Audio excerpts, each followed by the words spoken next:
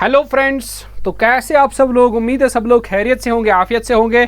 आप सब ने साइंस का लेक्चर नंबर 1 तो देखा ही होगा, जिसमें मैंने मोशन के बारे में पढ़ाया था कि मोशन होता क्या है, और उससे पहले मैंने पढ़ाया था फ्रेम ऑफ रेफरेंस क्या होता है, मोशन क्या होता है। मोशन के कई सारे टाइप्स मैंने पढ़ा लिए थे।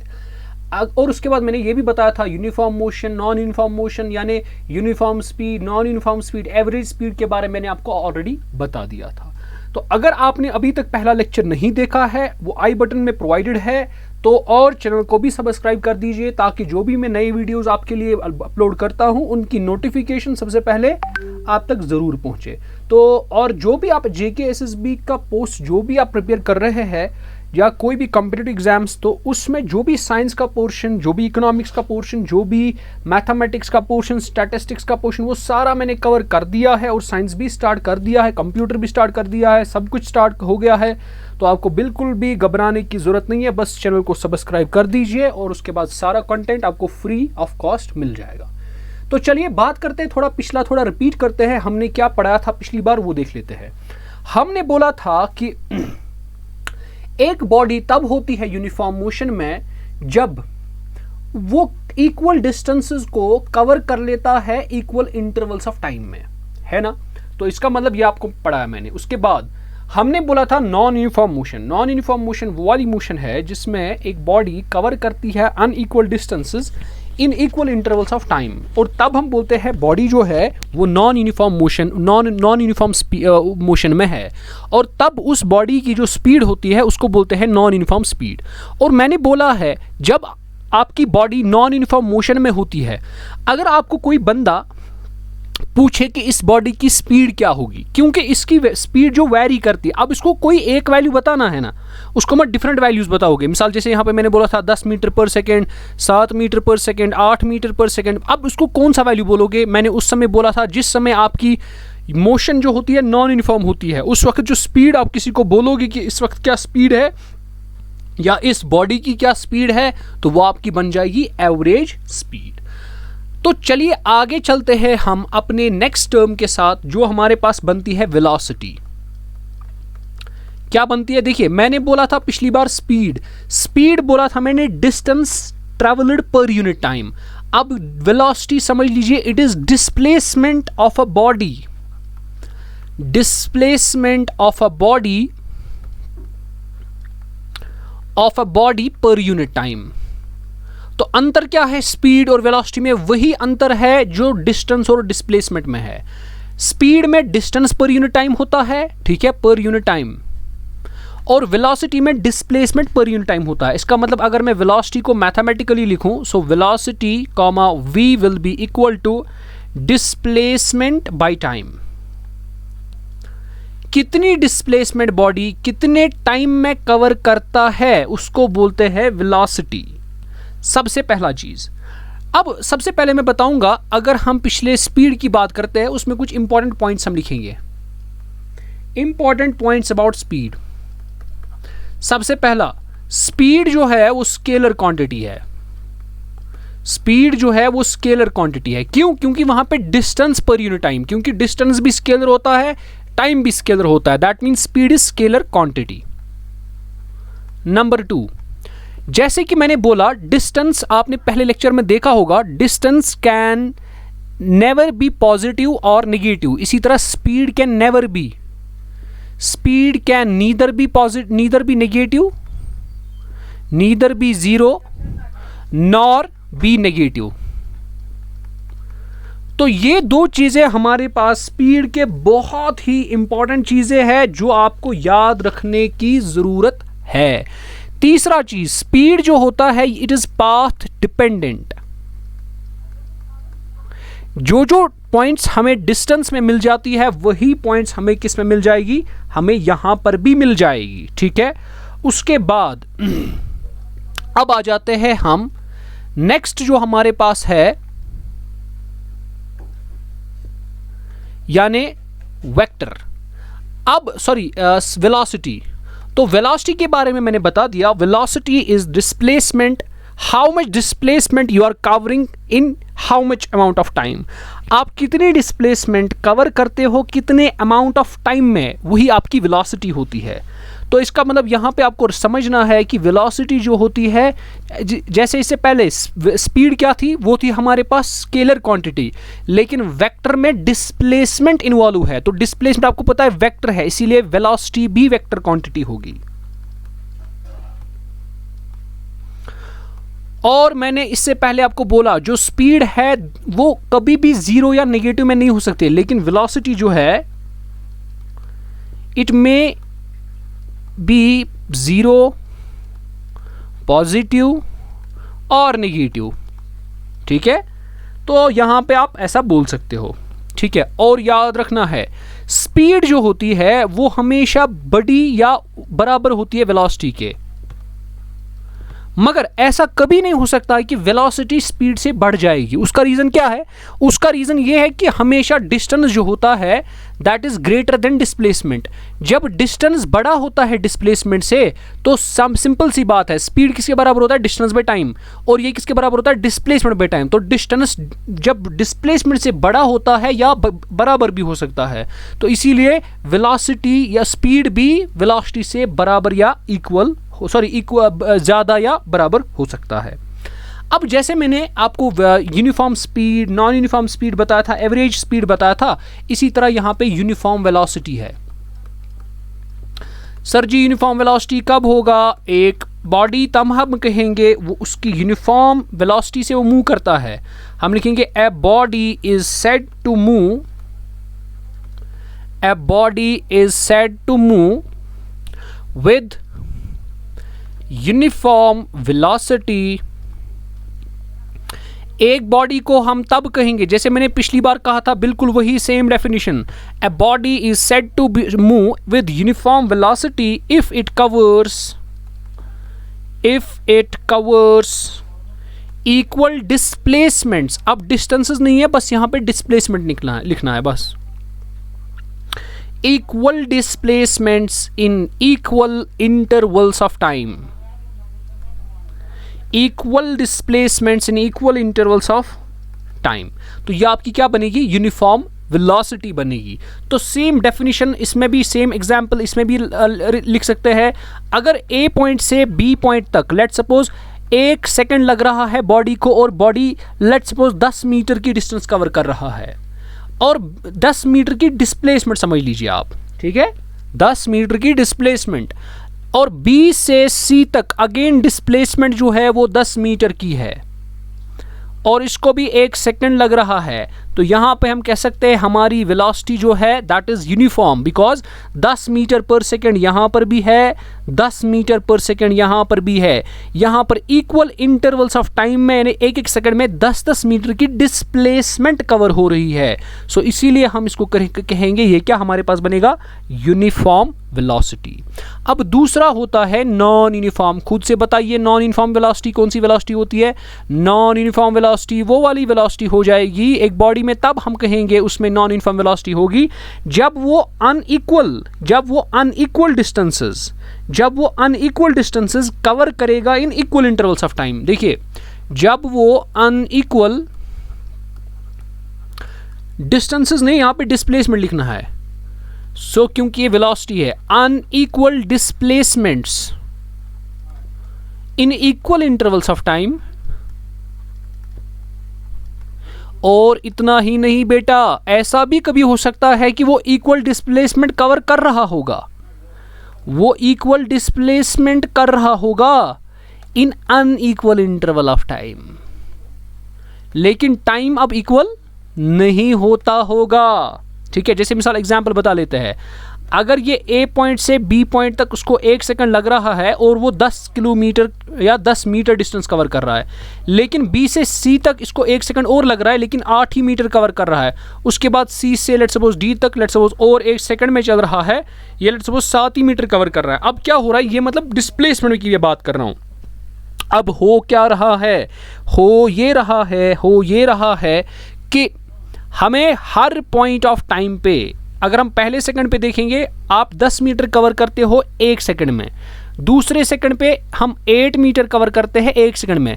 इसका मतलब इंटरवल जो है, इंटरवल ऑफ टाइम जो है ना, वो सेम है, इक्वल इंटरवल है, लेकिन डिस्प्लेसमेंट्स अनइक्वल है। एक तो हो सकता है ऐसा केस, कभी कभार ऐसा भी हो सकता है बेटा, आप ए से बी तक 10 मीटर की डिस्टेंस कर रहे हो कवर, फिर बी से सी तक अगेन 10 मीटर की डिस्टेंस कवर कर रहे हो, सी से डी तक अगेन 10 मीटर की डिस्टेंस कवर कर रहे हो, मगर आपको पहले जब ए से बी तक पहुंचते हो ना 1 सेकंड लगता है, बी से सी सेकंड तक लेट्स सपोज 1.5 सेकंड लगता है, सी से डी तक लेट्स सपोज 3 सेकंड्स लगते हैं let's suppose.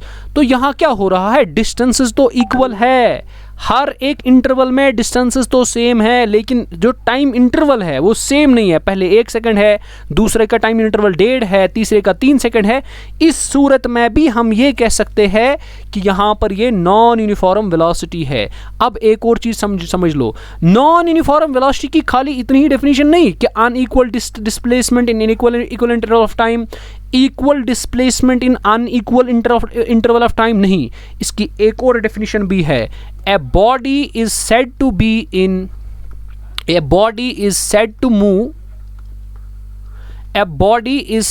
move with non-uniform, non-uniform को दूसरा नाम क्या कहते हैं, variable velocity, with non-uniform velocity if it moves with constant speed। अरे भाई स्पीड अब सेम होगी, if it moves with constant speed, अब भाई स्पीड तो सेम होगी, but its direction of motion will change, but changing, हम ऐसे लिखेंगे, but changing its direction of motion continuously, but changing its direction of motion continuously. Sir जी क्या मतलब ये मान लीजिए आप सर्कुलर पाथ में चल रहे हो, आप लेट्स सपोज ए से बी तक 1 सेकंड में चल रहे हो 10 मीटर, अगेन बी से सी तक 1 सेकंड में आप 10 मीटर चल रहे हो, अगेन सी से डी तक 10 मीटर चल रहे हो 1 सेकंड। यहाँ पे हो क्या रहा है, equal distances equal intervals of time में है, दैट मीन्स आप स्पीड तो सेम है, लेकिन आप डायरेक्शंस को चेंज कर रहे हो। आप यहाँ पर ऐसे चल रहे थे इस डायरेक्शन में, यहाँ पर पहुंचे तो इस डायरेक्शन में, यहाँ पर पहुंचे तो थोड़ा डायरेक्शंस चेंज हो रहा है, हर पॉइंट ऑफ टाइम पे डायरेक्शन चेंज हो रहा है, दैट मीन्स यहाँ पे इसको भी बोलेंगे यूनिफॉर्म वेलोसिटी नहीं है, ये भी आपकी नॉन यूनिफॉर्म वेलोसिटी है। क्यों? क्योंकि नॉन यूनिफॉर्म वेलोसिटी होता है बराबर डिस्प्लेसमेंट बाय टाइम, और डिस्प्लेसमेंट आपकी वेक्टर क्वांटिटी है और वेलोसिटी भी आपकी वेक्टर क्वांटिटी है। जब वेलोसिटी भी वेक्टर क्वांटिटी है, इसका मतलब ये हो गया, इसका मतलब ये समझ लीजिए कि जब वेलोसिटी भी वेक्टर है, इसका मतलब डायरेक्शन चेंज करने से भी वेलोसिटी सेम नहीं रहेगी। इसका मतलब डायरेक्शन चेंज करने से वेलोसिटी चेंज होती है। अगर स्पीड सेम भी रहेगी, मिसाल के तौर पर ये एक ऑब्जेक्ट है ए, ये एक ऑब्जेक्ट है बी, बी इस डायरेक्शन में चल रहा है, ए इस डायरेक्शन में चल रहा है, लेकिन ए की स्पीड है, ए की स्पीड है लेट्स सपोज 5 मीटर पर सेकंड, बी इसके अपोजिट डायरेक्शन में चल रहा है, इसकी स्पीड भी 5 मीटर पर सेकंड है। तो सवाल आपके लिए है, क्या इन ऑब्जेक्ट्स ए और बी की वेलोसिटी स्पीड तो सेम है, लेकिन क्या इनकी वेलोसिटी सेम होगी? नहीं। क्यों? क्योंकि इनके डायरेक्शंस जो है, जिस डायरेक्शंस में ये चल रहे हैं, वो डायरेक्शंस भी अलग अलग है। इसलिए हम कह सकते हैं कि ये जो वेलोसिटीज़ है ये आपस में बराबर नहीं है। और यहीं पे हम कह सकते हैं कि अगर इसकी वेलोसिटी हमने 5 मीटर पर सेकेंड लिखी तो इसकी वेलोसिटी होगी -5 मीटर पर सेकेंड। इसका समझ ये आता है, माइनस का मतलब ये होता है कि यहाँ पे अगर इस साइड से पॉजिटिव रखा, माइनस का मतलब होता है इसके अपोजिट वाली डायरेक्शन नेगेटिव डिपिक्ट करता है। क्लियर? सो चलिए आगे चलते हैं। आगे हमारे पास ऐसे ही जैसे एवरेज स्पीड का कॉन्सेप्ट है, वैसे ही एवरेज वेलोसिटी का कॉन्सेप्ट है। मैंने बोला जब आपके पास अब वेलोसिटी सेम नहीं होगी, मिसाल वेलोसिटी आपके पास एक पहले सेकंड में मिसाल 10 मीटर पर सेकंड, जैसे यहाँ पे, दूसरे में 8 मीटर पर सेकंड, तीसरे में 7। अब अगर कोई पूछेगा आपको भाई वेलोसिटी इस बॉडी की क्या है, आप उसको कौन सा आंसर दोगे? उस वक्त आप क्या करते हो? आप एवरेज वेलोसिटी का काम लेते हो। सो एवरेज वेलोसिटी किसके बराबर होता है? It is equal to total displacement, it is equal to total displacement divided by total time taken। आपने कितनी डिस्प्लेसमेंट कवर की डिवाइडेड बाय आपको उस डिस्प्लेसमेंट को कवर करने में कितना टाइम लग गया, वो आपके साथ क्या है, वो आपके साथ होगा एवरेज वेलोसिटी का कॉन्सेप्ट। ठीक है, अब यहां पे कुछ नोट लिख लीजिए। नोट नंबर 1, जो एवरेज स्पीड है, देखिए अब दो चीज है, एवरेज स्पीड और जो दूसरा चीज आपके पास आ गया एवरेज वेलोसिटी। दो चीजें आ गई, एवरेज वेलोसिटी और एवरेज स्पीड बताता है दे आर इक्वल, ये इक्वल होते हैं, लेकिन कब, if an object travels in a straight line, if an object travels in a straight line without changing the direction of its motion, without changing the direction of its motion, इसका मतलब ये होता है कि आपका एवरेज स्पीड और average velocity किसी body का सेम ही होता है, लेकिन कब, जब बॉडी स्ट्रेट लाइन में ट्रेवल कर रही हो और वो अपनी डायरेक्शन ऑफ मोशन, जिस डायरेक्शन में वो चल रही हो, वो चेंज नहीं करती होगी। अगर ऐसी सूरत हाल है जब बॉडी स्ट्रेट लाइन से चल रही है और डायरेक्शन भी चेंज नहीं हो रही है, तब हम कहते हैं उसकी एवरेज स्पीड, उसकी एवरेज वेलोसिटी, दोनों के दोनों का मैग्नीट्यूड क्या है, सेम है। क्लियर है? अब दूसरा पॉइंट भी लिख लीजिए। अब दूसरा पॉइंट सर जी क्या है, वो आप लिख लीजिए।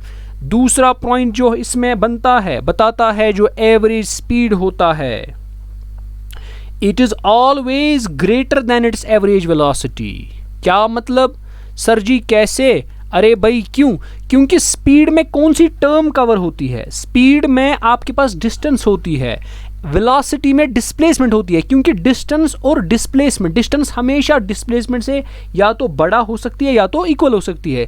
इसीलिए एवरेज स्पीड जो होती है, एवरेज स्पीड हमेशा या तो बड़ा हो सकती है एवरेज वेलोसिटी से या तो इक्वल हो सकती है। तो ऐसे ही आपको याद रखना पड़ेगा। क्लियर है? तो चलिए अब आगे चलते हैं। तो ये कुछ चीज़ें मैंने बताया, स्पीड क्या होता है, वेलोसिटी क्या होता है, इन सारों के बारे में मैंने सब कुछ आपको बता ही दिया। ठीक है, अब इसके बाद हम आते हैं एक्सेलरेशन पे। किस पे आएंगे? अब समझ लीजिए कि एक्सेलरेशन क्या होता है। तो नेक्स्ट टॉपिक जो हमारा है दैट इज एक्सेलरेशन।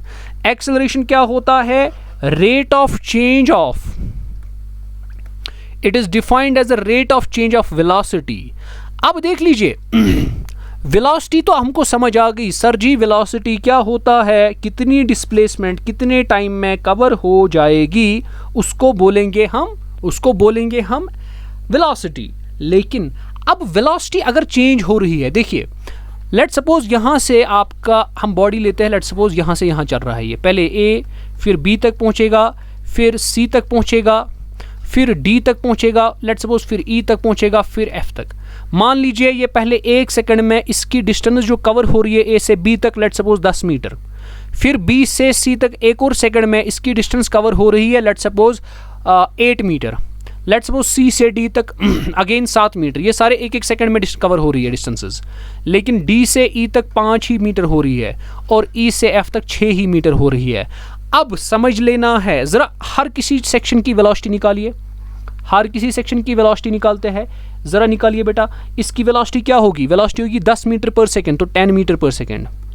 इसकी क्या होगी? 8 मीटर पर सेकंड। इसकी क्या होगी? 7 मीटर पर सेकंड। डी से ई तक 5 मीटर पर सेकंड, अब 6 मीटर पर सेकंड। अब देख लीजिए, अब एक्सेलरेशन बताता है आपकी वेलोसिटी किस टाइम के हिसाब से, विद रिस्पेक्ट टू टाइम आपकी वेलोसिटी कितनी चेंज, कितनी इंक्रीज या डिक्रीज हो रही है। देखिए कभी कभार आपको क्या हो रहा है, आपकी वेलोसिटी घट रही है, वेलोसिटी घट रही है, वेलोसिटी घट रही है, लेकिन यहाँ पे वेलोसिटी बढ़ रही है, इंक्रीज, यहाँ पे डिक्रीज, यहाँ पे डिक्रीज, यहाँ पे डिक्रीज। इसका मतलब कभी कभार आपको वेलोसिटीज इंक्रीज हो जाती है, कभी कभार आपको वेलोसिटीज डिक्रीज हो जाती है। हो सकता है अगर मैं यहाँ पर एक और पॉइंट लगाऊंगा जी, लेट्स सपोज अगेन ये 6 ही मीटर कवर करेगा 1 सेकंड में, दैट मीन्स यहाँ पर भी अब 6 मीटर पर सेकंड होगा। That means that means velocities जब यूनिफॉर्म, हम यूनिफॉर्म नॉन यूनिफॉर्म मोशन की बात करते हैं, वेलोसिटीज कभी कभार डिक्रीज होती है एज वी मूव, जब हम टाइम जितना जितना टाइम आगे चलता है उतना उतना आपके पास कभी कभार वेलोसिटीज कम होती है, या तो कभी कभार वेलोसिटीज इंक्रीज होती है, या तो वेलोसिटीज कभी कभार इक्वल होती है। अब इसका मतलब ये होता है वेलोसिटीज चेंज हो रही है टाइम के इंक्रीज होने से, टाइम के विद रिस्पेक्ट टू टाइम आपकी जो वेलोसिटीज़ है ना वो चेंज हो रही है। यहाँ पे 10 थी, यहाँ पे 8 थी, यहाँ पे 7 मीटर पर सेकंड, यहाँ पे 5 मीटर पर सेकंड, यहाँ पे 6 मीटर पर सेकंड, यहाँ पे अगेन 6 मीटर पर सेकंड। तो वेलोसिटीज़ अपना वैल्यू चेंज कर रही है विद रिस्पेक्ट टू टाइम, और इन्हीं चेंज इन वेलोसिटी, इसी चेंज इन वेलोसिटी, अब वेलोसिटी कितना चेंज करेगी और कितना टाइम में चेंज करेगी, उसी को बोलते हैं एक्सेलरेशन। सो सिंपली हम कह सकते हैं acceleration is equal to change in velocity. Acceleration किसको करेंगे? Change in velocity divided by time taken. Simple. आपको कोई वेलोसिटी चेंज करने में कितना टाइम लगता है, दैट इज योर एक्सेलरेशन। कोई वेलोसिटी चेंज करने में, ठीक है, फलानी वेलोसिटी चेंज करने में आपको कितना टाइम लगता है, दैट इज योर एक्सेलरेशन। जैसे मिसाल के तौर पर हम बात करते हैं इसी की जो हमने अभी पढ़ा। लेट्स सपोज ये ए है, लेट्स सपोज ये बी है, लेट्स सपोज ये सी है, ये डी है, ये ई है, ये एफ है, ये जी है, लेट्स सपोज ये एच है ना। अब समझ लीजिए ये यहाँ से यहाँ तक 10 मीटर है, ये यहाँ से यहाँ तक लेट्स सपोज 8 मीटर है, ये यहाँ से यहाँ तक 11 मीटर है, लेट्स सपोज ये यहाँ से यहाँ तक 6 मीटर है, ये अगेन यहाँ से यहाँ तक 5 मीटर है, लेट्स सपोज ये यहाँ से अगेन 5 मीटर ही है, लेट्स सपोज ये 7 मीटर है। अब इनको सेक्शंस में डिवाइड कर लो, ये वाला सेक्शन, ये वाला सेक्शन। बस अगर आप इसको अच्छे से देखोगे आपको एक्सेलरेशन का कॉन्सेप्ट समझ आ ही जाएगा। अब ज़रा ये भी 1 सेकंड में कवर होता है, ये डिस्टेंस भी सारे 1 सेकंड में कवर हो रहे हैं। अब यहाँ पे वेलोसिटीज़ क्या होगी? 10 मीटर पर सेकेंड। यहाँ पे क्या होगी? 8 मीटर पर सेकेंड। यहाँ पे क्या होगी? 11 मीटर पर सेकेंड। यहाँ पे 6 मीटर पर सेकेंड, 5 मीटर पर सेकेंड, 5 मीटर पर सेकेंड, 7 मीटर पर सेकेंड। अब देख लीजिए, अब आपको क्या निकालना है? एक्सेलरेशन। सर जी ये तो वेलोसिटीज होगी, ये हमें आता है, वेलोसिटी हमें आता है निकालना। सर जी आप क्या सिखाइए? एक्सेलरेशन बताइए कैसे निकालना होता है। सर जी एक्सेलरेशन कैसे निकालना है? देखिए, लेट्स सपोज आपको देखना है ए से सी तक क्या एक्सेलरेशन है। एक्सेलरेशन क्या है? देखिए, इनिशियली लेट्स सपोज इनिशियली क्या हो रहा है, पहले इसकी स्पीड 10 मीटर पर सेकेंड, लेकिन जब ये बी से सी तक पहुंचेगा, बी से सी तक जो स्पीड है इसकी 8 मीटर पर सेकेंड है। इसका मतलब स्पीड कम हो रही है। ज़रा मुझे बताइए चेंज कितनी हो रही है वेलोसिटी? चेंज इन वेलोसिटी कितनी हो रही है? चेंज इन वेलोसिटी होती है बराबर हमेशा final velocity minus initial velocity. Final velocity minus initial velocity. तो फाइनल इधर कितनी है? 8 माइनस इनिशियल कितनी है? 10। तो यहां पे बनेगा -2। समझ लिया? तो इसका मतलब यहां पे इस समय पे चेंज इन वेलोसिटी कितनी है? -2। और टाइम कितना लग रहा है? यहां से यहां तक इसको कितना टाइम लग रहा है वो तो आपके पास 2 सेकेंड्स हो गए। इसका मतलब आपके पास change in velocity divided by time taken आएगा आपका एक्सेलरेशन। समझ आ रही है बात कि नहीं? इसका मतलब यहां पे क्या हो रहा है, यहां पे एक्सेलरेशन जो आएगी वो नेगेटिव में आएगी। यहाँ पे एक्सेलरेशन क्या बनेगा? -2 डिवाइडेड बाय, अगर हम यहाँ पे बात करते हैं, लेट्स सपोज इसको यहाँ से यहाँ तक पहुँचने में 2 सेकंड लग रहे हैं, तो एक्सेलरेशन बनेगा -2/2, दैट्स -1 मीटर पर सेकंड स्क्वायर इसका यूनिट होता है। अब इसका मतलब एक्सेलरेशन नेगेटिव बन गया। एक्सेलरेशन नेगेटिव बनने का मतलब रिटार्डेशन होता है। रिटार्डेशन होता है स्पीड कम होना, इसीलिए इसको बोलते हैं रिटार्डेशन। रिटार्डेशन ना कम, स्पीड कम हो गई। दूसरा होता है एक्सेलरेट करना, एक्सेलरेट होता है स्पीड बढ़ना। तो अब हम यहाँ से देखेंगे 10 मीटर से 8 मीटर तक स्पीड कम हो गई, दैट मीन्स एक्सेलरेशन होगा नेगेटिव। 8 मीटर पर सेकंड से 11 मीटर पर सेकंड स्पीड बढ़ गया, that means acceleration should be positive. Acceleration बढ़ रही है। अब 11 मीटर से 6 मीटर एक्सेलरेशन कम हो रही है, दैट मीन्स नेगेटिव। वेलोसिटी कम हो रही है। 6 मीटर से 5 मीटर एक्सेलरेशन क्या हो रही है, वेलोसिटी क्या हो रही है? कम हो रही है, तो एक्सेलरेशन नेगेटिव आएगा। 5 मीटर से 5 मीटर बताओ क्या चेंज इन वेलोसिटी आ जाएगा कुछ? फाइनल वेलोसिटी भी 5, इनिशियल वेलोसिटी भी 5, तो एक्सेलरेशन 0 बनेगा। 5 मीटर पर सेकंड से 7 मीटर पर सेकंड तक इंक्रीज हो रही है वेलोसिटी, दैट मीन्स इंक्रीज के वक्त एक्सेलरेशन पॉजिटिव होता है। इसका मतलब बेटा जी एक्सेलरेशन 3 तरह की होती है। सबसे पहले एक्सेलरेशन किसके बराबर होता है? Change in velocity. तो if v is your final velocity, u is initial velocity divided by time taken is t. So this is your acceleration. Simple. अब समझ लीजिए सर जी एक्सेलरेशन के 3 टाइप्स हो गए। पॉजिटिव एक्सेलरेशन, पॉजिटिव एक्सेलरेशन कब होती है? जब आपके पास एक्सेलरेशन ग्रेटर देन 0 होता है। सर एक होती है आपके पास नेगेटिव एक्सेलरेशन। नेगेटिव एक्सेलरेशन को दूसरा नाम क्या बोलते हैं? रिटार्डेशन। और जब एक्सेलरेशन बढ़ती है, ग्रेटर देन 0 होती है यानी पॉजिटिव होती है, तब हम कहते हैं आपकी स्पीड जो है ना it increases, speed is increasing. और जब आपकी नेगेटिव एक्सेलरेशन होती है यानी रिटार्डेशन या रिटार्डिंग हो रही है, तो उसको बोलते हैं स्पीड, उसका मतलब होता है स्पीड इज डिक्रीजिंग। और जिस समय स्पीड डिक्रीज हो रही है नेगेटिव एक्सेलरेशन बनती है नेगेटिव। और एक होता है इसको क्या बोलते हैं? Zero acceleration. तो जीरो एक्सेलरेशन का मतलब होता है, देखिए यहां पे कंफ्यूजन होता है बहुत सारों को, बहुत सारे बोलते हैं सर जीरो एक्सेलरेशन का मतलब होता है बॉडी रेस्ट पे है। ये गलत बात है। जीरो एक्सेलरेशन का मतलब ये नहीं होता है कि बॉडी रेस्ट पे है। जीरो एक्सेलरेशन का ये मतलब होता है कि बॉडी अपनी वेलोसिटी को चेंज नहीं कर रही है। इसका मतलब बॉडी अपनी वेलोसिटी को सेम ही रख रही है। दैट मीन्स एक्सेलरेशन जीरो होने का मतलब स्पीड इज कांस्टेंट। इसका हरगिज ये मतलब नहीं कि जीरो एक्सेलरेशन का मतलब आप समझ लीजिए कि आप बोलोगे बॉडी रेस्ट पे है। नहीं, एक होता है पॉजिटिव एक्सेलरेशन। जब आपकी मिसाल कार है, कार कंटिन्यूसली स्पीड इंक्रीज कर रही है, तो आप बोलोगे यहां पर क्या हो रहा है? ये पॉजिटिव एक्सेलरेशन है। अब आपकी कार जो है ना वो स्पीड कम कर रही है, दैट मीन्स रिटार्डेशन होगा, नेगेटिव एक्सेलरेशन आएगा। अब आपकी गाड़ी जो है ना वो एक ही स्पीड से चल रही है, तब आपकी एक्सेलरेशन जीरो होगी। मगर जब एक्सेलरेशन जीरो होती है, इसका मतलब ये नहीं होता है कि आपकी गाड़ी जो है ना वो रेस्ट पे होगी, नहीं, ये हरगिज मतलब नहीं होता है। ये नोट में लिख लीजिए, यहां पे मैं नोट लिखता हूं, acceleration is equal to zero doesn't mean, इसका मतलब ये नहीं होता है कि that body is in rest, नहीं। इसका बट इट सिंपली मीन्स, इसका मतलब क्या होता है? इसका मतलब सिंपली ये होता है कि वेलोसिटी चेंज नहीं हो रही है, but it simply means that the velocities remain same, velocity is constant. Simple. I hope आपने एक्सेलरेशन को भी समझा होगा। और सबसे बड़ी बात कि SI यूनिट ऑफ एक्सेलरेशन क्या है? SI यूनिट ऑफ एक्सेलरेशन होता है SI यूनिट ऑफ एक्सेलरेशन। तो आपको याद रखना है, ऊपर क्या होता है? वेलोसिटी, नीचे क्या होता है? टाइम। तो वेलोसिटी यानी चेंज इन वेलोसिटी, वेलोसिटी का क्या होता है? मीटर पर सेकंड, डिवाइड बाय टाइम क्या आएगा? सेकंड। तो ये बनेगा मीटर पर second square. So this is the SI unit of acceleration. Clear है? तो समझ आ गया। अब इसी तरह जब आपकी एक्सेलरेशन अब चेंज होती जाती है, अरे भाई एक्सेलरेशन सेम नहीं रहती है। जैसे मिसाल कभी कभार, जैसे अभी आपने बॉडी देखा, जब आपकी बॉडी नॉन यूनिफॉर्म मोशन में होती है, आपने अभी देखा ये वाली एग्जांपल, जब बॉडी नॉन यूनिफॉर्म मोशन में थी आपकी एक्सेलरेशन डिफरेंट थी। पहले मिसाल कुछ आएगी, फिर कुछ आएगी, फिर कुछ आएगी, फिर कुछ आएगी।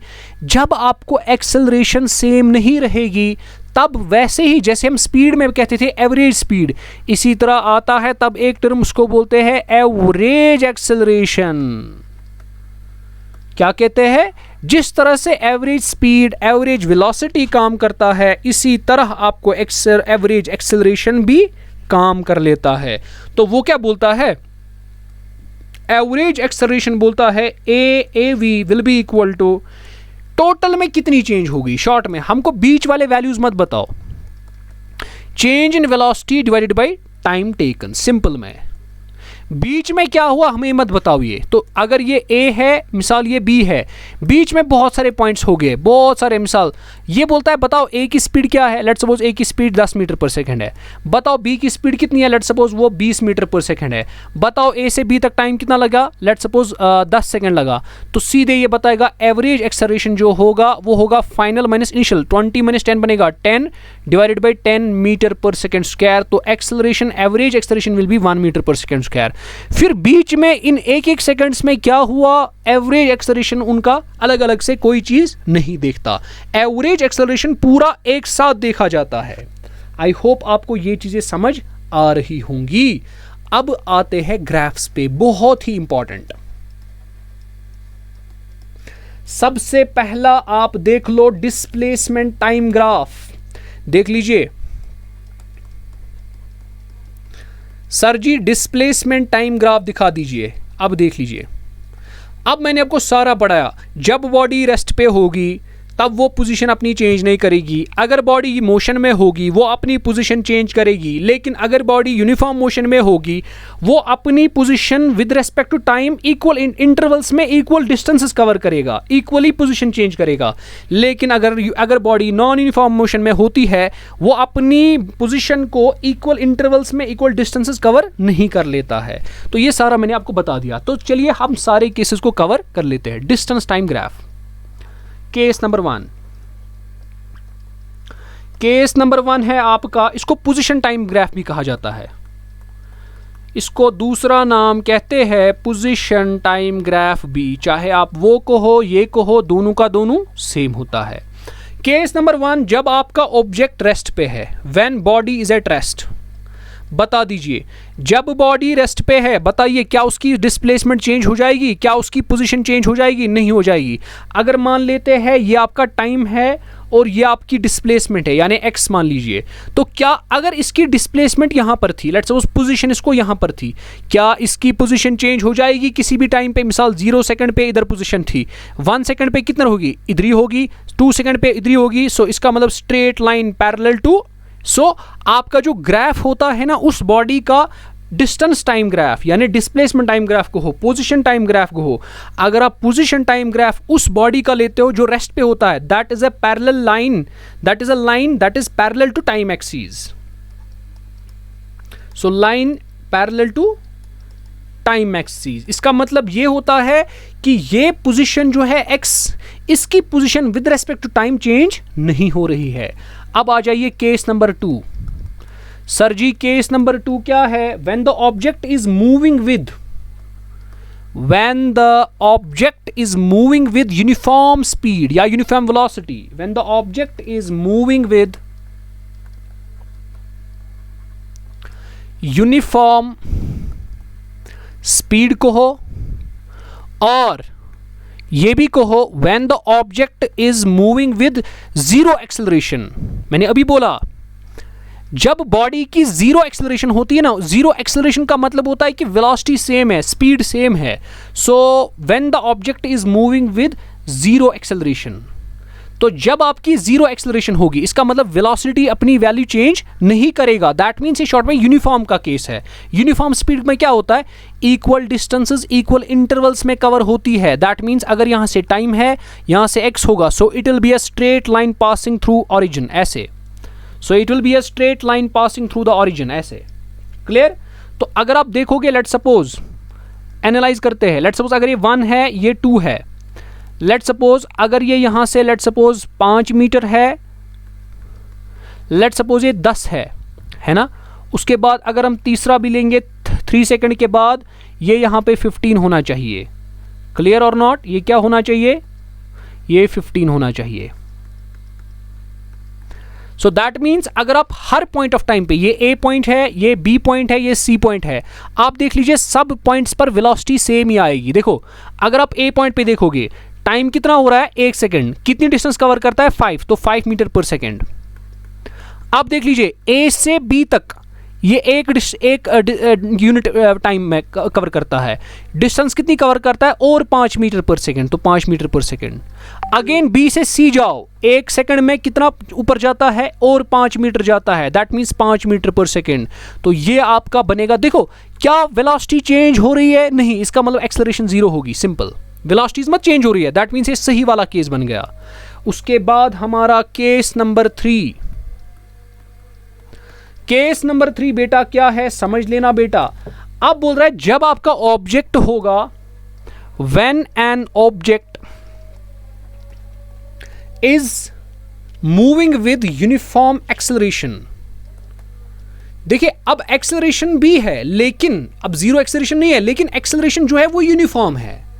जिस रेट से वेलोसिटी इंक्रीज या डिक्रीज हो रही है, जिस रेट से, पहले मैं लिख देता हूं, when an object is moving with uniform acceleration. Uniform acceleration का मतलब होता है जिस रेट से आपकी वेलोसिटीज इंक्रीज हो रही है वो रेट सेम है। दैट मींस अगर आपको एक सेकंड में, पहले सेकंड में वेलोसिटी इंक्रीज हो गई टू 2, दूसरे सेकंड में भी वेलोसिटीज 2 मीटर पर सेकंड इंक्रीज हो जाएगी, तीसरे में भी 2 मीटर पर सेकंड पर इंक्रीज हो जाएगी, हर में सेम इंक्रीज हो जाएगा। अगर हर में rate of change of velocity same होगा उसको बोलते हैं यूनिफॉर्म एक्सेलरेशन। सो यूनिफॉर्म एक्सेलरेशन का ग्राफ अगर देखोगे आप, पोजीशन टाइम ग्राफ, वो कुछ इस तरह होता है। ये टाइम होता है, ये एक्स होता है, और समझ लीजिए कि कुछ इस तरह होता है। ठीक है, इसको बोलते हैं हम, ये आपका क्या है, ये आपका यूनिफॉर्म एक्सेलरेशन है। ये क्या है आपका, यूनिफॉर्मली एक्सेलरेटेड। लेकिन ये वो ग्राफ दिखाएगा, चलो इस ग्राफ को 2 हिस्सों में बांट देते हैं। जब आपकी यूनिफॉर्म एक्सेलरेशन होती है, लेकिन तब भी आपके पास 2 केसेस बनते हैं। कभी कभार आपको ग्राफ इस तरह बनेगा। इस तरह बनने का मतलब होता है ये पोजीशन है, ये टाइम है। इस तरह बनने का मतलब एक्सेलरेशन पॉजिटिव। कभी कभार आपको ग्राफ ऐसा भी आ जाएगा जब एक्सेलरेशन तो सेम रेट से चेंज हो रही है लेकिन वो डिक्रीजिंग है। दैट मीन्स कुछ इस तरह है। सो एक्सेलरेशन इस टाइम पे क्या होगा, नेगेटिव होगा। उसके बाद आ जाते हैं हमारे केस नंबर 4 पे। सो इसका मतलब ये हमारे पास क्या था, अब आते हैं वेलोसिटी टाइम ग्राफ पे। अब किस पे आ जाते हैं बेटा, वेलोसिटी टाइम ग्राफ पे आ जाते हैं। तो चलिए velocity time graph.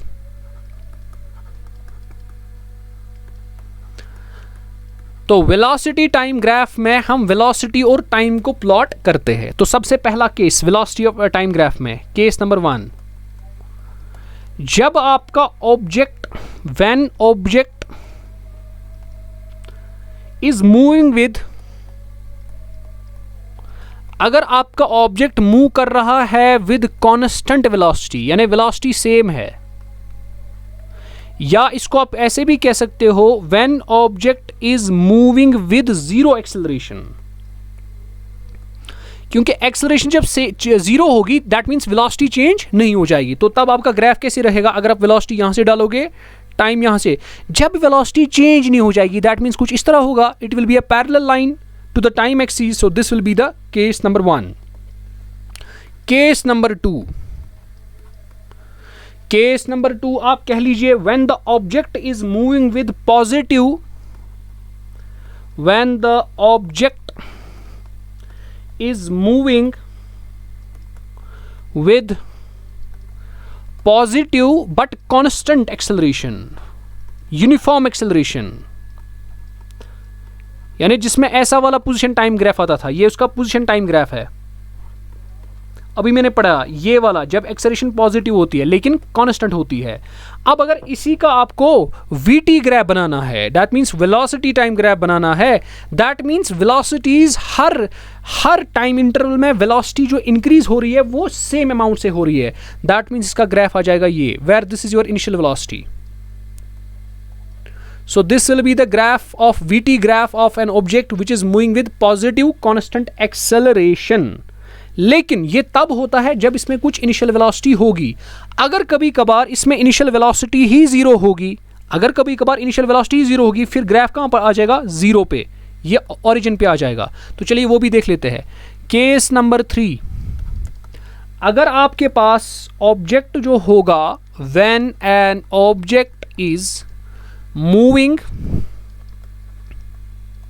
With constant positive acceleration से तो मूव कर रहा होगा but having zero initial velocity, लेकिन इनिशियल वेलोसिटी क्या होगी, जीरो होगी। तब आपके पास जो वीटी ग्राफ बनेगा सिंपल, जैसे पिछले अभी मैंने दिखाया था बिल्कुल वैसा ही होगा, लेकिन चूंकि इनिशियल वेलोसिटी जीरो है दैट मीन्स वी पहले जीरो होगा, तो जीरो से टी तक ऐसे।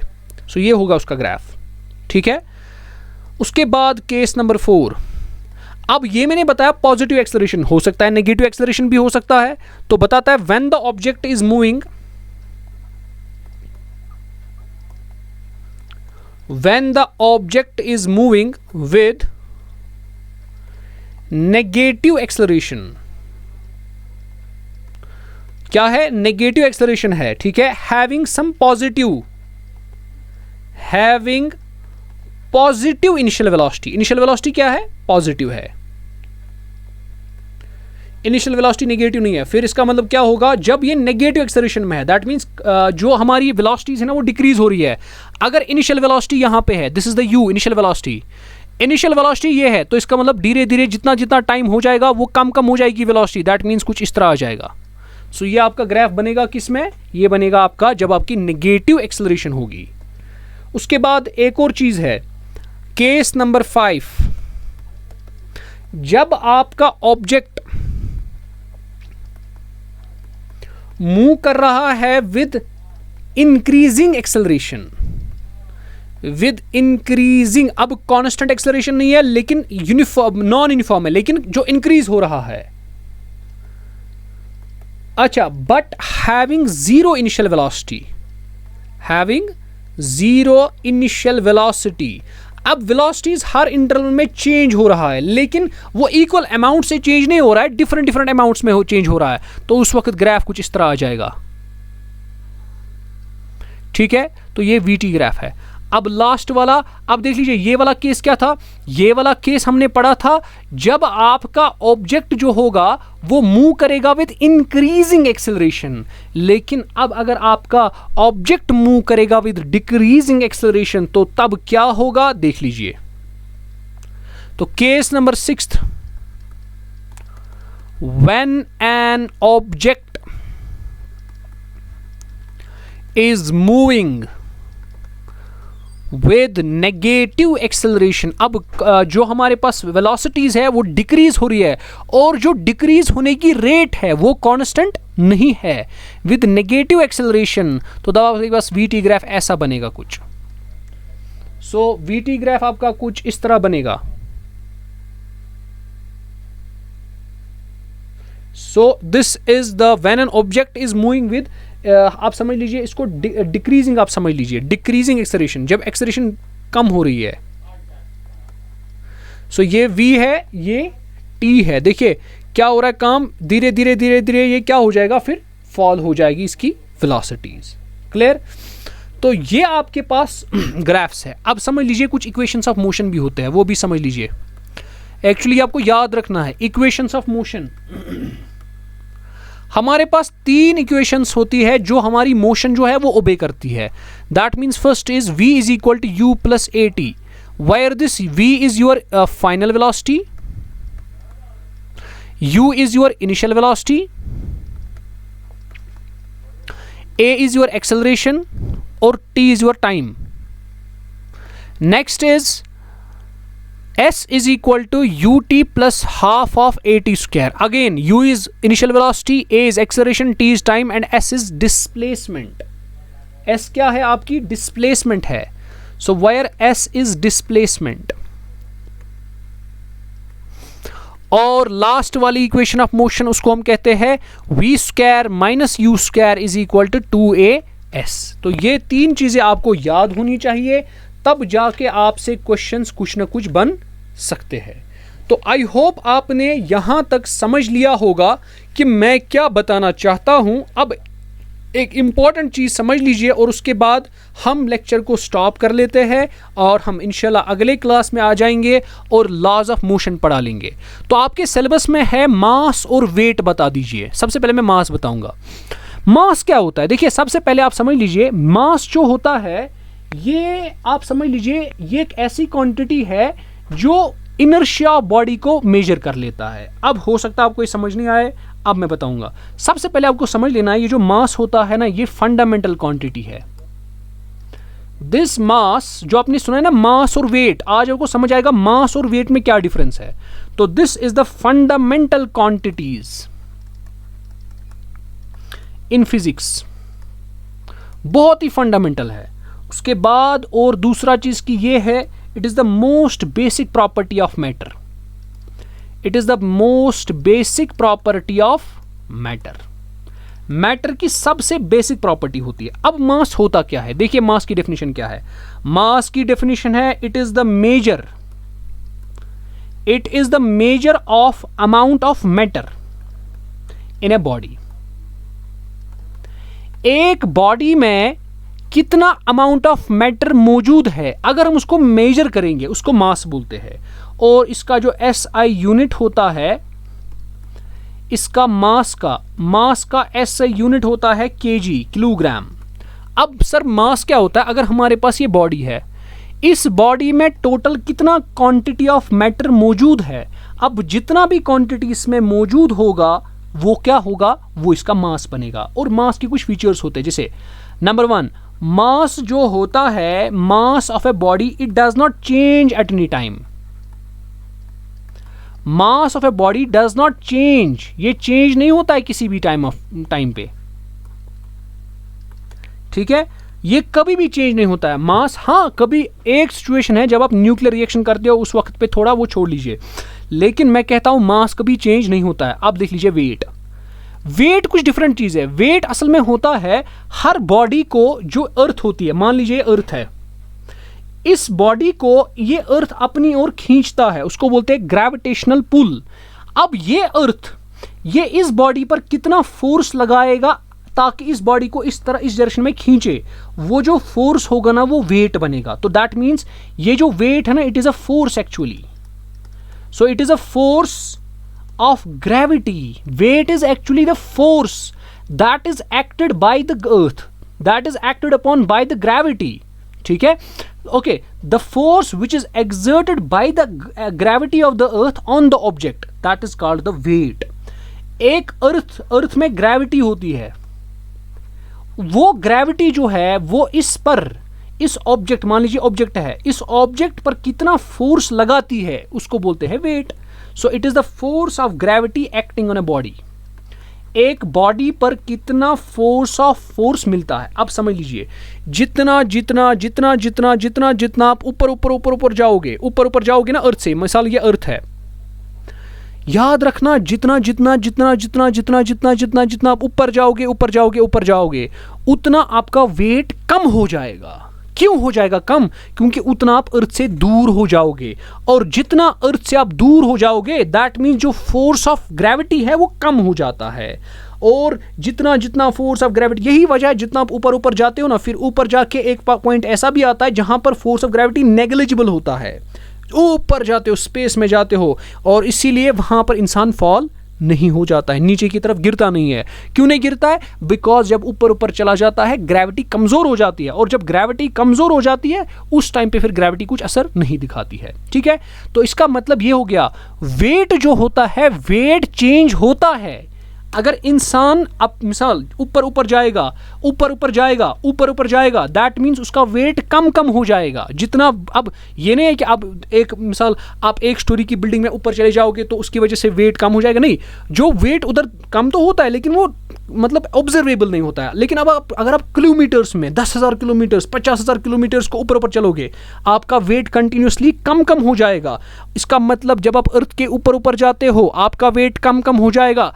अगर आप अर्थ के अंदर जाते हो, इसका मतलब जहां से ग्रेविटी आपको खींच रही है आप उसके नजदीक आ रहे हो, जितना आप उस ग्रेविटी, जहां पर ग्रेविटी का सेंटर है, जहां पे ग्रेविटी प्रोड्यूस हो रही है, जो चीज अर्थ का आपको अट्रैक्ट कर रहा है, अगर आप उसके नजदीक आओगे, मिसाल अगर आपने अर्थ को डिग किया, इसका मतलब जितना जितना आप अर्थ के नीचे जाओगे, जितना जितना नीचे जाओगे उतना वेट बढ़ेगा, और जितना जितना वेट बढ़ेगा आपको पता है फोर्स ऑफ ग्रेविटी, अच्छा वेट बढ़ेगा। इसका मतलब ये होता है मास तो बॉडी का कभी चेंज नहीं होता है, मगर वेट जो होता है ना ये चेंज हो सकता है। अगर आप अर्थ के ऊपर चले गए तो वेट कम हो जाएगा, अगर आप अर्थ के नीचे चले गए तो आपका जो वेट है वो कम हो जाएगा, है ना, सॉरी वो बढ़ेगा। अब वेट क्या होता है? वेट जो होता है it's always equal to mg। m what is the mass on the body? Mass of the body multiplied by acceleration due to gravity। ये ग्रेविटी इसको अपनी तरफ किस एक्सेलरेशन से मतलब खींचती है। अगर ये अर्थ है, मिसाल ये बॉडी है, इसका मास है m, तो इसको इस डायरेक्शन में अर्थ खींचेगी, लेकिन जिस एक्सेलरेशन से ये चलता है ये बॉडी, वो होता है एक्सेलरेशन ड्यू टू ग्रेविटी, उसको बोलते हैं g। तो g को बोलते हैं हम एक्सेलरेशन ड्यू टू ग्रेविटी। और जितना जितना अभी समझ लीजिए, और g का वैल्यू जो हम लेते हैं ना, दिस इज 9.8, g का वैल्यू होता है 9.8 न्यूटन पर मीटर, 9.8 न्यूटन, ठीक है, इसका न्यूटन्स में होता है। एक्सेलरेशन, सॉरी 9.8 मीटर पर सेकेंड स्क्वायर होता है इसका, सॉरी 9.8 मीटर पर सेकेंड होता है जी का वैल्यू। अब समझ लीजिए, अब इंपॉर्टेंट है, W होता है mg। मैंने आपको भी बोला जितना जितना आप अर्थ से ऊपर ऊपर चलोगे उतना आपका वेट कम हो जाएगा। लेकिन वेट किसकी वजह से कम हो जाएगा? इसका मतलब ये होता है मास तो चेंज नहीं हो जाएगा ना। अब ग्रेविटी तो चेंज होती है, इसका मतलब जितना जितना ऊपर जाओगे अर्थ के उतना उतना ग्रेविटी कम हो जाएगी। जितना जितना एक्सेलरेशन टू द ग्रेविटी कम हो जाएगी उतना उतना वेट भी कम हो जाएगा। जितना जितना आप अर्थ के अंदर अंदर जाओगे उतना उतना एक्सेलरेशन टू द ग्रेविटी बढ़ जाएगा। जितना जितना एक्सेलरेशन टू द ग्रेविटी बढ़ जाएगा उतना उतना आपका वेट बढ़ जाएगा। ठीक है। अब दूसरा चीज, वेट जो होता है it is directly proportional to the mass. जिस बॉडी का जितना मास होगा उसी के हिसाब से उसका क्या होगा, वेट भी होगा। ठीक है। अगर किसी का मिसाल हमारे पास दो बॉडीज है, this is M1, this is M2, और M1 जो है it is greater than M2, ये मास है। बताइए W1 W2 से क्या होगा, बड़ा कि छोटा? बड़ा होगा, क्योंकि जिसका मास ज्यादा उस पर ग्रेविटी ज्यादा फोर्स एक्ट करती है, जिसका मास कम है उस पर ग्रेविटी कम फोर्स एक्ट करती है। इसीलिए अगर M1 M2 से बड़ा है that means W1 weight of body 1 will be greater than weight of W2। Why? Because जितना मास ज्यादा उतना एक्सेलरेशन, उतना जो हमारे पास इसको क्या बोलते हैं ना, ये मतलब फोर्स ऑफ ग्रेविटी जो होता है वो बढ़ता है। ठीक है। अब कुछ डिफरेंस समझ लीजिए मास और वेट में, और इसको हम कंक्लूड करते हैं सेशन को। तो सबसे पहले मास जो होता है ना, देखिए हर कोई बॉडी जो होता है, मैंने क्या बता दिया, मास जो होता है it is the quantity of matter. एक चीज में कितना क्वांटिटी ऑफ मैटर है। देखिए क्वांटिटी ऑफ, अगर कोई चीज है तो मैटर होगा। इसका मतलब मास can never be zero, mass can never be zero, simple. But मैंने आपको अभी बोला जितना आप ऊपर ऊपर जाते हो, जितना आप ऊपर ऊपर जाते हो, यानी स्पेस में अगर जाओगे आप, वहां पे ग्रेविटी क्या बनती है, जीरो। इसका मतलब इन स्पेस, जितना आप अर्थ से ऊपर ऊपर जाओगे वहां पे एक रीजन आएगा स्पेस। जब आप स्पेस में जाओगे G जीरो बनेगा, और जब G जीरो बनेगा W जीरो बनेगा। इसका मतलब मास जीरो नहीं हो सकता है लेकिन W जीरो हो सकता है। इसका मतलब ये हो गया, अगर मैं चला गया ऊपर स्पेस में, बताओ मेरा वेट क्या बनेगा, जीरो। मगर क्या मेरा मास जीरो बनेगा? कभी नहीं हो सकता, क्योंकि मेरे पास तो मैटर है ना, मैटर तो मेरे पास नहीं चला गया ना। तीसरा चीज, मास जो होता है, मास ये स्केलर क्वांटिटी होती है। मास क्या होता है, स्केलर क्वांटिटी। मगर आपको मैंने अभी बताया वेट क्या होता है, वेट वेक्टर क्वांटिटी होता है। वेट अगर ये अर्थ है, अगर ये ऑब्जेक्ट है ए है, हमेशा वेट डाउनवर्ड डायरेक्शन में होता है। दैट मीन्स यहां पे डायरेक्शन भी लेते हैं, दैट मीन्स वेट आपकी वेक्टर क्वांटिटी होती है। नंबर 5, अच्छा यहां पे मैं भूल गया, ऐसा यूनिट ऑफ वेट क्या है वो मैं यहां पे लिखना भूल गया। चलिए यहां पे लिखते हैं SI यूनिट ऑफ वेट जो है, क्योंकि ये फोर्स होता है ना, मैंने बताया इट इज द फोर्स। एक बॉडी पर कितना फोर्स ग्रेविटी एक्ट करती है, ग्रेविटी कितना इस पे फोर्स लगाती है, दैट मीन्स ये फोर्स है। फोर्स का क्या यूनिट होता है, न्यूटन। तो वेट का भी यूनिट क्या होगा, न्यूटन ही होगा। इसका मतलब ये हो गया मास जो है, मास का SI यूनिट जो है, SI यूनिट ऑफ मास वो क्या है, वो kg है। मगर अगर आप SI यूनिट ऑफ वेट देखोगे वो kg नहीं है, वो क्या है, वो न्यूटन है। वो क्या है, वो न्यूटन है, हमेशा याद रख लेना। अच्छा जी, उसके बाद मास जो होता है, क्या ये लोकेशन के हिसाब से चेंज होता है? It doesn't change according to the location. यानी चाहे आप ऊपर जाओ नीचे जाओ मास सेम रहेगा, बट वेट वेरी करता है according to the location. Weight varies according to the location. अगर ऊपर जाओगे वेट कम हो जाएगा, जितना आप जमीन के अंदर अंदर जाओगे उतना उतना आपका वेट बढ़ जाएगा। तो इसलिए याद रख लेना है ये मास और वेट में क्या डिफरेंसेस है वो मैंने आपको बता दिया। मास के नेवर बी जीरो, बट आपका वेट जीरो बन सकता है। कैसे? जब आप ऊपर ऊपर ऊपर ऊपर जाओगे उतना उतना acceleration due to gravity zero बनेगा। स्पेस में जब जाओगे तब तो ग्रेविटी एक्ट नहीं होती ना बंदे पे, जो भी ऑब्जेक्ट वहां पे होता है उस पर ग्रेविटी नहीं होती है, क्योंकि वहां पे एक्सेलरेशन ड्यू टू ग्रेविटी बहुत कमजोर बनता है, जीरो के करीब बनता है, नेग्लिजिबल। और जब वो जीरो बनता है ना, वेट भी जीरो बनेगा, दैट मीन्स वेट जीरो हो सकता है। मास स्केलर क्वांटिटी होती है, वेट क्या होती है? Vector quantity. और SI unit of mass kg होता है, लेकिन एसआई यूनिट ऑफ वेट क्या होता है? न्यूटन। क्यों होता है वेट का मास एसआई यूनिट न्यूटन? क्योंकि वेट फोर्स होता है और फोर्स का एसआई यूनिट क्या होता है? न्यूटन। और मास कभी चेंज नहीं होती है लोकेशन के हिसाब से, लेकिन वेट जो होता है ना, ये लोकेशन के हिसाब से चेंज होता है। जितना जितना ऊपर जाओगे वेट कम हो जाएगा, जितना जितना नीचे जाओगे, अर्थ के नीचे जाओगे, उतना उतना आपका वेट बढ़ जाएगा। तो आई होप आपने लेक्चर को एंजॉय किया होगा। अब आपके पास एक लेक्चर बचता है जिसमें पढ़ाऊंगा आपको लॉज ऑफ मोशन। आपको पता है 3 लॉ है, Newton's first law, Newton second law, Newton's third law. हो सकता है अगर 2 लेक्चर भी लग जाएंगे तो कोई बात नहीं, हम आपको अच्छे से सारा कुछ पढ़ाएंगे, डिटेल में पढ़ाएंगे, तो बिल्कुल भी आपको डरने की जरूरत नहीं है। और सबसे बड़ी बात, आप लेक्चर को पूरा देखा कीजिए, इसमें बहुत इंफॉर्मेशन आपको देखने की मिलेगी, बहुत सारा कंटेंट देखने को मिलेगा। और नोट्स जो है वो यही है जो बोर्ड पे मैं पढ़ाता हूँ। अगर किसको यही फाइल चाहिए तो मैं इसको सेव कर देता हूँ, तो अदरवाइज मेरे पास कोई और नोट नहीं है।